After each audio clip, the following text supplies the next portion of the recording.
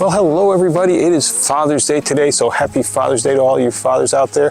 This will probably get posted after Father's Day, but it'll be a little bit late, but happy Father's Day nonetheless. So today we're going to give you a little bit of an update of what we've got going in the garden.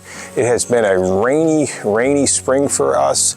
It's rained every weekend as far back as I can remember, so it's been very hard keeping up with a lot of things that we do here, and especially working with the other property too. It's been a little difficult, but we're going to be trimming our garlic, cutting our garlic scapes off today. We're going to show you how everything we planted a few months back is doing. So let's get started. So this is our onions. We started these from seeds, and we planted these, when did we plant these? Back in... The seeds we started in February, I think. Yeah, we put these in the ground maybe about a month ago. Yeah. By August, when we pick these will be between like a tennis ball and a softball size. They really will get pretty big. We got two varieties, one red and one white. I know the white one's Sedona, and I can't remember the name of the red one. They always look so small and so delicate, and you never think they're going to take, but these are doing actually very nicely. So this is our one raised bed of carrots. We actually haven't even planted our other beds of carrots yet. We just haven't been able to get to them because it's been so wet, but not too worried about those. Those we usually don't like to harvest until fall, and they're actually better after a frost anyways. But these we started the seeds under a tarp. We had the tarp on for about a week. It was a silver tarp, so it reflected the heat, but they sprouted within a week, which was pretty good. We've got a few spots that you know, a little bit bare and everything, but for the most part, it doesn't look like we're going to have to really thin in here. If we do have to thin anything, we'll take and we'll try to replant those in one of these spots that doesn't have anything growing in it.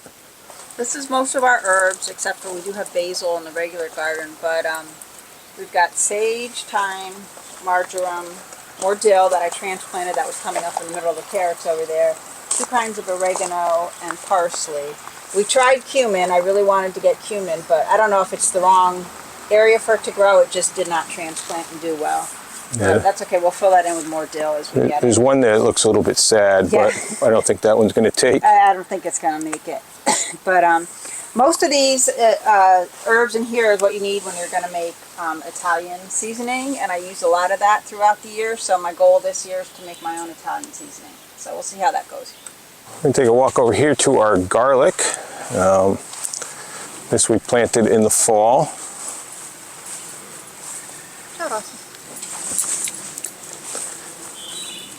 It's looking pretty good. We've got a lot of scapes on it that need to come off.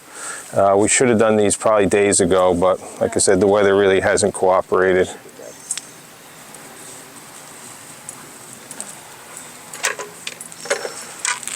So what are you typically going to do with those scapes? I take them, I chop them up and spread them out on the food dehydrator and dry them up, and then I grind them in a coffee grinder, and then I've got garlic powder for throughout the year. It usually lasts me the whole year. So it's green, it's a little earthy, but it's very garlicky. So that's typically what we use for our garlic powder. We really don't dry any of our garlic to use. We kind of use that all fresh in either pickles or other dishes, but we use the garlic scapes for our garlic powder. And this also helps once you cut the scape, it helps the garlic plant put all its energy into making a bigger bulb at the bottom. So in about a month we'll pick the garlic, and this will help it to make nice big bulbs. We've got this one section of garlic here that's confined to this kind of area. This is like dying back. So I don't know, there might be something under the ground that's, you know, getting at those bulbs and stuff that's causing that. But first time we've ever had that happen. We had taken some comfrey out of the ground, put it in pots last fall. And we left the pots in the garden here over winter, and they actually rooted through the pots. Comfrey is one of those things, it's a very aggressive plant. It's a very good plant though, because the roots will go way down. They'll go 5-6 feet down in the soil, and they bring up those nutrients into the upper parts of the soil, and then you can actually cut this and chop and drop it. It's a very good fertilizer for your plants. But once it gets established, you're not going to get rid of it. So we've got this comfrey that just kind of growing here in the garden, so we'll just use that as fertilizer. We'll cut it down and cut it back, drop it around our different plants, our fruit trees and everything, and let it come back, and that's what we've got now. This is more of our dill. It's growing everywhere. Yeah, I transplanted some of that too, but we use it. I mean, we make pickles every year. We're going to take and probably cut some of this, put it in the freezer, so we'll have it at the time that we're making pickles, and we'll use fresh stuff if it's not too far gone by then. And I'll dehydrate it and use it throughout the winter. So. Our tomato plants are starting to get established. Sometimes when we transplant those, they look a little weak, but they're perking up now. Even with all this rain, which typically isn't good for them. And all the tomatoes in there, there's mortgage lifter and Amish paste, and those are all seeds that I saved last year and started my own plants from those.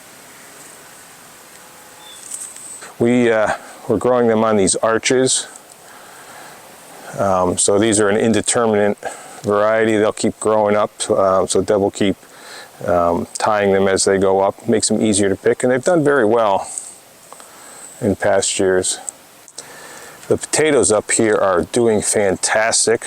We've got 2 rows. We did a red potato, and we did a white potato. I think we did Yukon Gold, I think in Red Norland up here.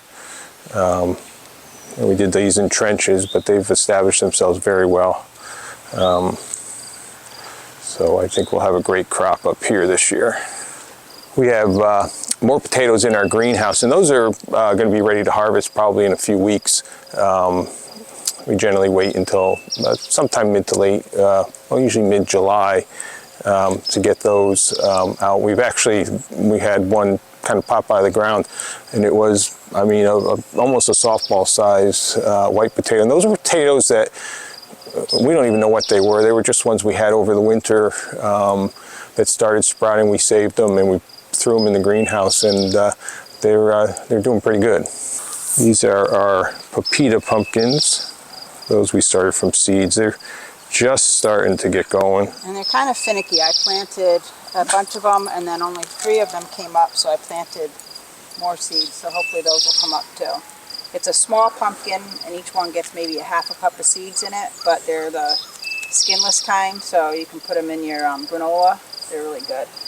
And we got some lettuce. We had started lettuce in the greenhouse. That's gone. It got too big and it's getting bitter now, so this is almost ready to start harvesting. Some of it we could probably start harvesting. A little sparse, but like I said, this rainy weather just hasn't really been helpful. We got some yellow squash right here, and further down at the other end we've got zucchini. So we kind of spread those out, and I'll probably start the 1st of July. I'll probably start more plants too. That way if the bugs get to it, there's more growing. The zucchini's not looking impressive now. We really haven't had a stretch of really nice hot weather. Once we get that, this stuff will explode, and those plants will be 3-4 feet in diameter. They'll be huge. So I'm expecting probably within the next couple of weeks they're going to look a lot different, a lot bigger. And we tried to do more beets in here. It doesn't look like much of them came up. I can see one right here. I don't know what happened. I see a few more down there, but I haven't had a whole bunch of luck with beets, so we'll see. A couple odd volunteer potatoes coming up. We got the volunteer beet down there. Yeah. We've got some pole beans here. I've got pole beans on this arch here, and then we also did a row of pole beans against that fence down there. So I like to can those. We like to eat the canned green beans all winter long, so this should be enough for that. So Deb's going to get some of that dill picked and probably freeze that. Yeah, just throw it in a giant zipper bag in the freezer, and you can just pull it out and stick it in your jars when you're making pickles. It'll be fine. But I'm afraid it'll be too far gone by the time we get cucumbers. That should be good for now. It's really got a wonderful smell. I can smell it since you picked it. Good. This is our basket full of garlic scapes. I have some broccoli here. These bigger ones in the front came from the nursery. I bought them as a backup because I didn't think my broccoli was going to make it. But the ones that I grew myself are the smaller ones back there, but I think they will make it in the long run. I've got this one down here that looks like the flowers are starting to, they look like they're going to open. So I'm just going to go ahead and cut this now. It's probably smaller than I would have hoped, but I think it's about ready to pick. We can eat that with dinner tonight maybe. These are the ones I started from seed myself. They're a little bit smaller, but I think in the long run we'll get some broccoli off of them. There's celery's starting to perk up. Yeah, I never had luck growing it myself, so I bought a couple 6-packs from the nursery and stuck that in the ground. These were some of our leftover onions seeds that we had planted. Same ones that we planted in the raised bed, so we threw them out here. And most of them are taking, they're not doing as well as the raised bed. And here we have our peppers. Again, we haven't had that really hot weather that these will like. But they're not dead, so. No, but these are ones that we did get from the nursery. This is the only one that survived of the ones I started myself from seed. So I just, sometimes you just have to buy them from the nursery. And these are our pole beans that we have up front.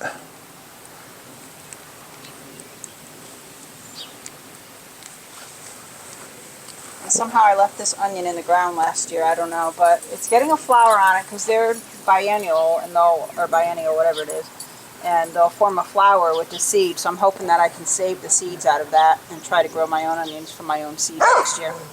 Aussie doesn't understand when you're trying to film a video that you have to be quiet. Yes, we're always in play mode, aren't we? Where's your ball? Go find your ball.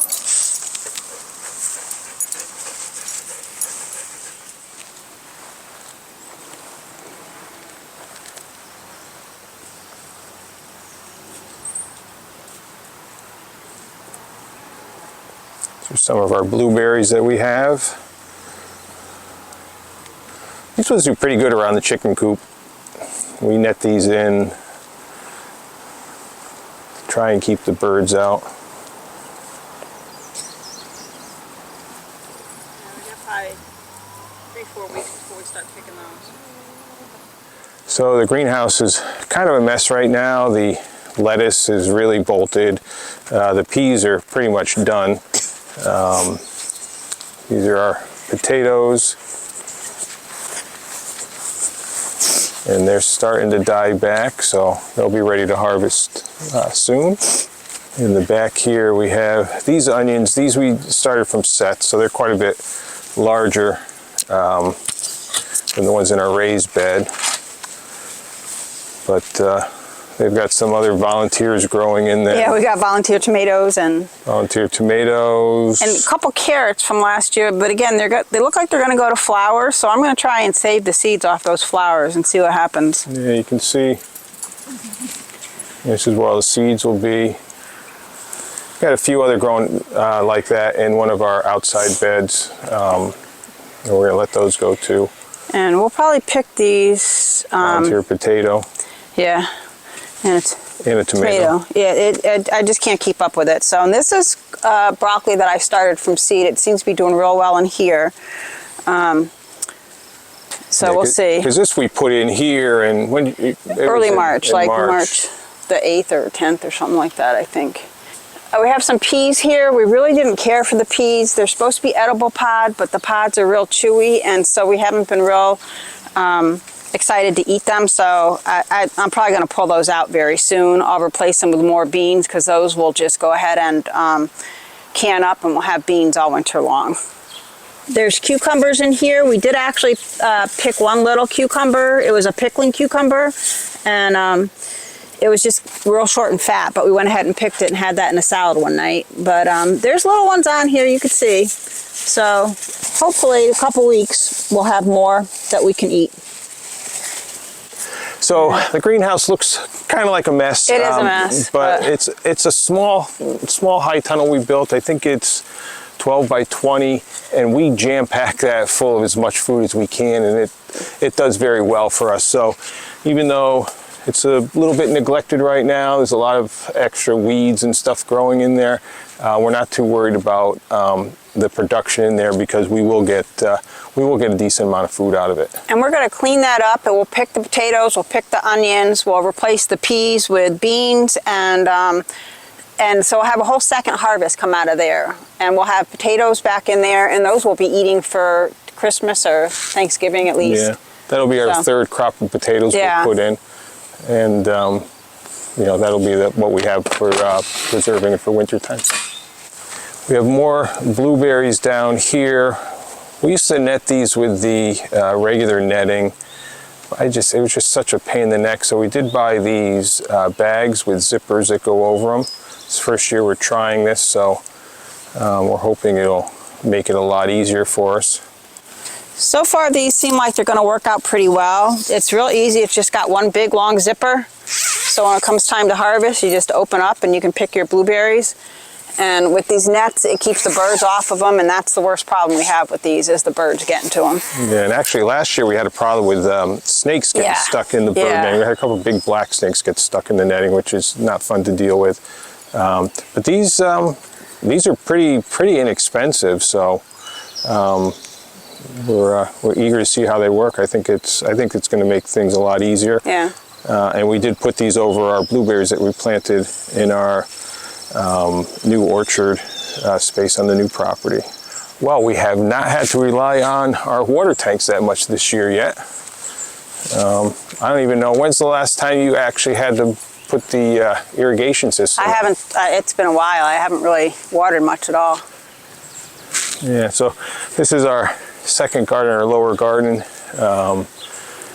We have more tomatoes up top growing here. We've got, these are what we'll use for our dried beans. They're black beans, Cherokee Trail of Tears. It's a black bean, so I'll just let those dry on the arches, and I'll pick them when they're dry. Yeah, most of the loofah we planted died this year. Yeah, I don't know why. Disappointing. I don't know why. And then, got some cantaloupe. That looks like it might do all right. Right here. We've got some onions here that, again, were sprouting. These are some that we grew last year, and I thought, well, if they go to flower, then maybe I can save some seeds for next year. And sure enough, they're starting to put flowers out on them if you look. So it's just kind of an experiment. They were too far gone to eat, so we just stuck them in the ground. I tried planting some lettuce. One little lettuce came up. We got extra tomatoes and some pumpkins and watermelon down there where I haven't had a chance to really keep up with the weeds, but hopefully those will take off soon and we'll get some pumpkins and watermelons out of those. Yeah, so the stuff down in this lower part of the garden, the pumpkins and watermelons, they really haven't started to take off yet, but they will. It happens every year like this. They look like they're not going to make it, and they don't always all make it, but we usually end up with enough plants that we will get, you know, a decent amount of pumpkins and watermelons off of those. So we'll keep our fingers crossed, but I'm pretty confident that those will start taking off once we dry out a little bit and that heat starts to kick in. So this is one of our Bartlett pear trees. This one's loaded with fruit. Actually, all three of our pear trees are loaded with fruit. The third one down, there's actually one that was like on clearance at Tractor Supply for 20 bucks. It didn't look like much when we got it. We've probably had it for about 3-4 years now, and it's actually turning out to be a very nice tree. But yeah, all three of these pear trees are loaded with fruit, so I think we'll have a decent harvest this year of pears. Last year, I think we only got a couple pears off of the Tractor Supply tree, but all of these are looking pretty good this year.